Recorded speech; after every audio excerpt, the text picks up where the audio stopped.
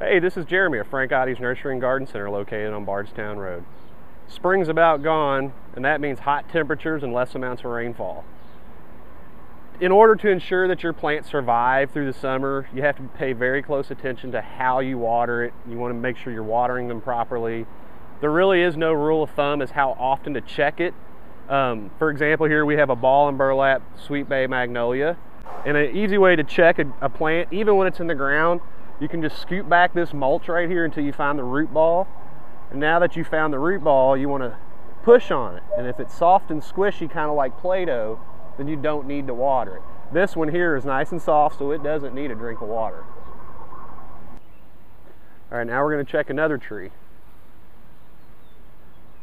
This one's as hard as a rock. It needs a good slow soaking. There are several different techniques you can use to ensure proper watering of these big ball and burlap trees. One would be a tree gator. You fill these up. I think it'll hold like 10-15 gallons of water, and you place it around the bottom of it, and it waters for 4 or 5 hours. It slowly drips out. Another option would be a soaker hose. This is a porous hose. It just basically sweats out. It's a very efficient way to water. The worst way to water a big tree is when you just do this. It doesn't soak anything up. What you need to do is turn it on a very slow drip and then place it at the base of the trunk and let it lie there for a good 20 or 30 minutes. This way, this root ball is soaking up this moisture.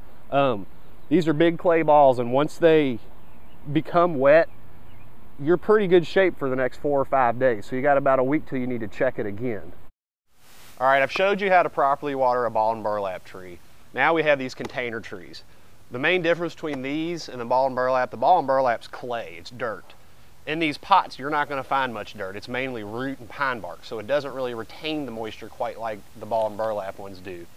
So these need to be checked more often for watering.